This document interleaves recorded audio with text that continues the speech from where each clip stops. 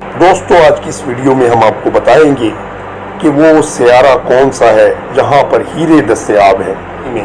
ایسی جگہیں بھی ہیں جہاں ہر وقت ہیروں کی برسات ہوتی رہتی ہے۔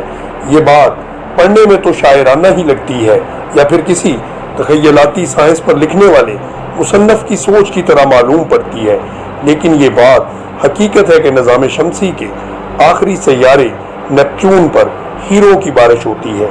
یہ بات 1980 سے پہلے سائنسدانوں کو بھی معلوم نہ تھی، لیکن 1980 کی دہائی میں جب وائجر 2 یورینس اور نیپچون کے پاس سے گزری اور پہلی بار زمینی سائنسدانوں کو ان سیاروں کا قریبی منظر دکھائی دیا تو یہ لوگ خود بھی حیران ہو گئے۔ ہیرے میں اگر ہم ایٹموں کی ترتیب اور ان کی قسم کو دیکھیں تو ہمیں پتہ چلتا ہے یہ ایٹم کاربن کے ہیں۔ کاربن کے ایٹم کی ایک خاصیت ہے کہ اس کے لیے بہت فائدہ مند ثابت ہوتی ہے، جسے کیمسٹری میں حلقوں کا تسلسل کہا جاتا ہے اور انگلش میں اس کو کیٹینیشن کا نام دیا جاتا ہے۔ کیٹینیشن ایک ایسا عمل ہے جس میں کاربن کا ایک ایٹم چاروں اطراف میں دوسرے کاربن کے ایٹموں کو جوڑ کر بہت لمبی لمبی زنجیر نما ترتیب بنا لیتا ہے۔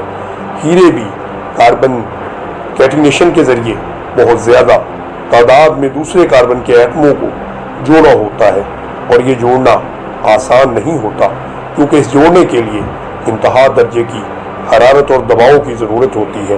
نیپچون چونکہ گیسی سیارہ ہے، اس لیے تحقیق سے پتہ چلتا ہے کہ اس گیسی سیارے کا مرکز سخت اور چٹانی ہے۔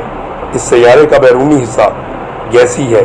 اس گیسی حصے اور ٹھوس مرکز کے درمیانی حصے میں مائع حالت میں میتھین گیس موجود ہوتی ہے۔ میتھین ایک ایسی گیس ہے جو کاربن اور ہائیڈروجن کے ایٹموں کے مل کے بنتی ہے اور زمین پر یہ گیسی حالت میں پائی جاتی ہے۔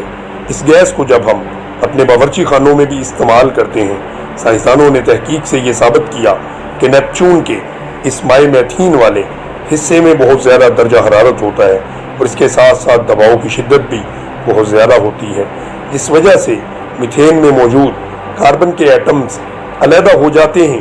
پھر دباؤ کی وجہ سے یہی ایٹم یکجا ہونے لگتے ہیں۔ اس سے کاربن کے ایٹموں کے درمیان کیٹینیشن کا عمل شروع ہو جاتا ہے اور چھوٹے چھوٹے تقریباً 1 سینٹی میٹر کے سائز کے ہیرے وجود میں آتے ہیں جو اپنے وزن کے باعث سیارے کے مرکز کی طرف گرنے لگتے ہیں۔ یوں معلوم ہوتا ہے جیسے ہیروں کی بارش ہو رہی ہو۔ اس عمل کو سائنسدانوں نے لیبارٹری میں بھی آزما کر دیکھا ہے۔ یہ کام لیب میں انتہائی چھوٹی سطح پر کیا گیا، جس میں پہلے نیپچون جیسا شدید دباؤ پیدا کر کے میتھین کو مائع حالت میں تبدیل کیا گیا۔ پھر تیز لیزر کی شعاؤں کی مدد سے حرارت پیدا کی گئی تو دیکھا گیا کہ بہت چھوٹے چھوٹے ہیرے وجود میں آ گئے۔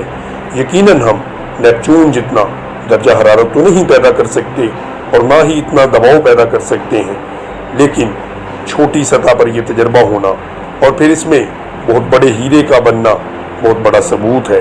اس سے یہ بات ثابت ہوتی ہے کہ نیپچون پر ہیرے بنتے ہیں اور کافی بڑے حجم میں بنتے ہیں۔